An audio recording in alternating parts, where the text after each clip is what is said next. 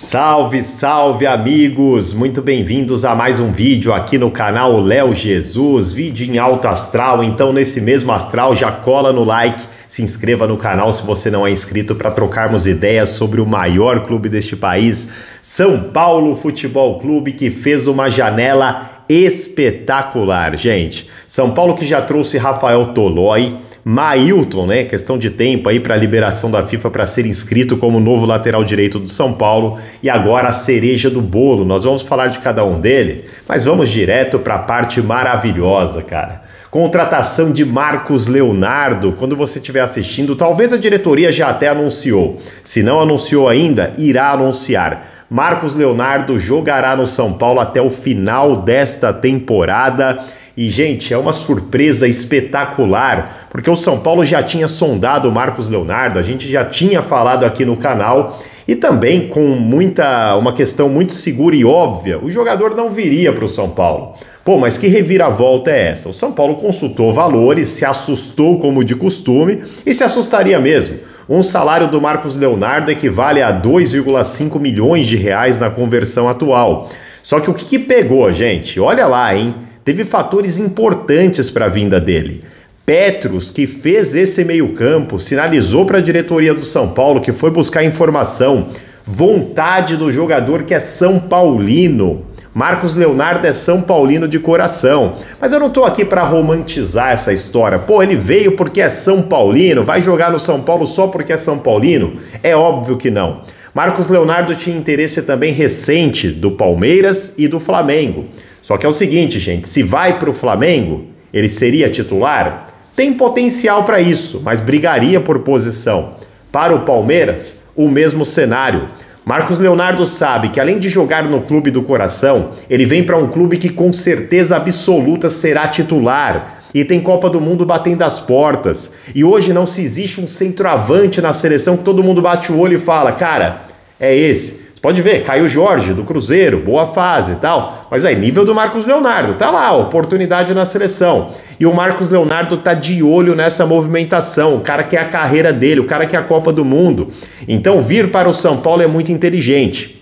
E para o Al Hilal também, precisa colocar ele na vitrine, né? Já que não vai contar com o jogador, o Al Hilal já deixou claro que não contaria com o Marcos Leonardo. Deixar ele parado pagando salário, melhor deixar numa vitrine excelente como é o São Paulo Futebol Clube. Então elogiar aqui mais um golaço da diretoria do São Paulo. Eu fico muito feliz quando eu vejo elogiar esses caras, né? Vocês falam pra mim, pô, você só bate na diretoria do São Paulo. Pô, quando tem que elogiar, é claro que a gente vai elogiar e eu tô felizão. É um baita golaço. Pô, mas vai vir pra jogar 3, 4 meses? Gente, eu vou te falar um negócio. Déjà vu positivo pra caramba. Pô, 2005 quem viveu?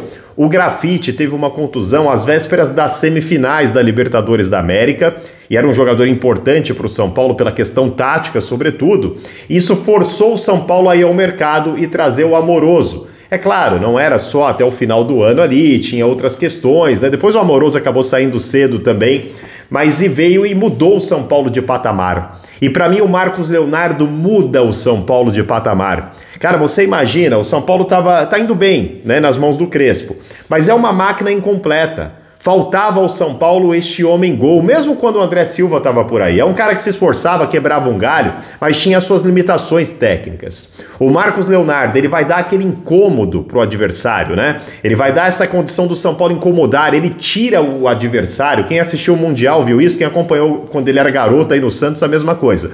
Ele deixa a zaga fora da paz, fora do conforto. E mais do que isso, não é só aquilo, quem faz isso muito bem? O Caleri. Ele tira a zaga do conforto, só que o Caleri tem suas limitações técnicas também. O Marcos Leonardo não. O Marcos Leonardo, o habitar dele não é só a área. Ele se vira muito bem fora dela também. Então vai contribuir, gente, o São Paulo vai ficar um timaço, essa que é a verdade.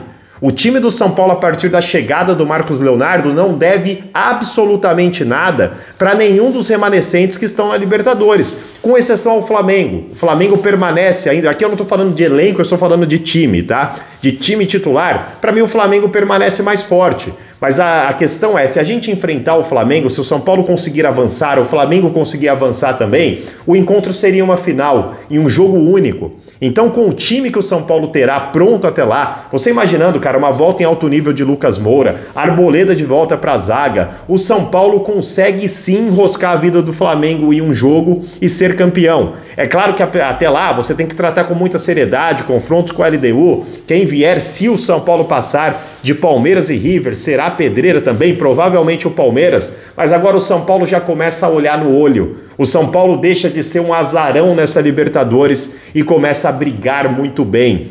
Mailton, cara, tem que elogiar a diretoria do São Paulo. Oportunidade boa de mercado, um lateral direito que se destacou na Série B, jogou muito bem, uma leitura muito boa em um time que vai jogar com 3-5-2 para jogar de ala. É um cara que promete pra caramba.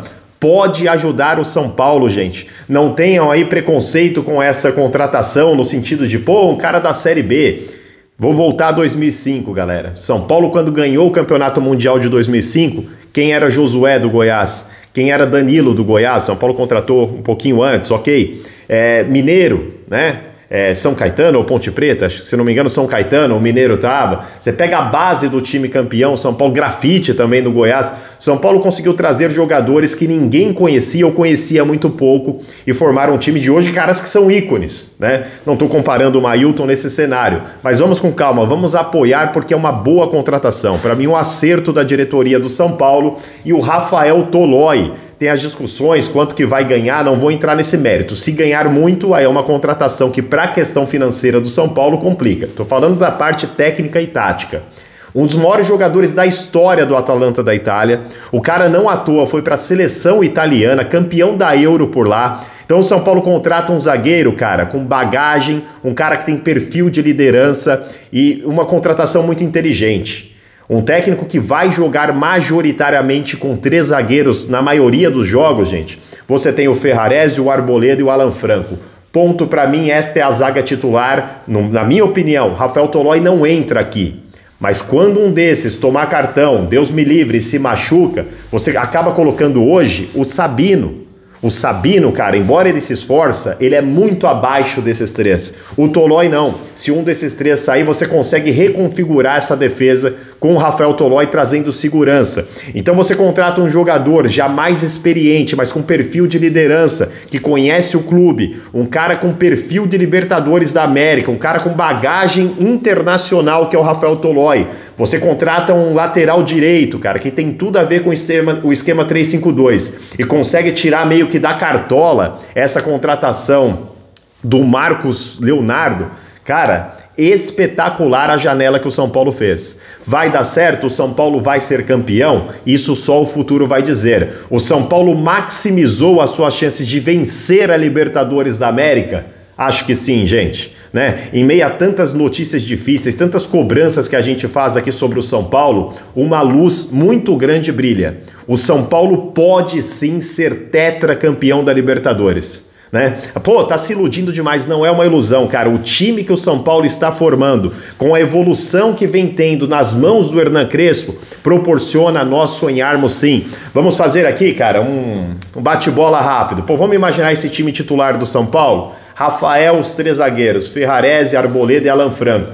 Mailton na direita, o Wendel, né? Se conseguir jogar também o que pode jogar, o que jogou em algum tempo na Europa também, pode ajudar pra caramba. E por que eu tô colocando o Wendel? Você tem o Enzo Dias, pode escolher um dos dois, mas em um esquema de 3 zagueiros, o Wendel é muito mais a fundo, ele vai muito mais ao ataque, ele proporciona essa questão, ele é mais ala do que o Enzo. Por isso, para mim, o Wendel. Mas o Enzo tá de ótimo tamanho. Bobadilha, Marcos Antônio, caras assim que, principalmente o Bobadilha, o Marcos Antônio já estava bem com o Zubeldia. Agora o Bobadilha foi contratado junto com o Crespo. O Crespo trouxe o Bobadilha para o São Paulo, né? O Bobadilha que era nulo até então. E se você pensar, pô, Lucas Moura, você tem 2 posições para ele. Você pode colocá-lo como esse terceiro homem de meio campo, e aqui a gente está pensando no cenário otimista, cara, que eu direciono minhas orações para que aconteça a recuperação total do Lucas Moura. E aí você pode ter Luciano e Marcos Leonardo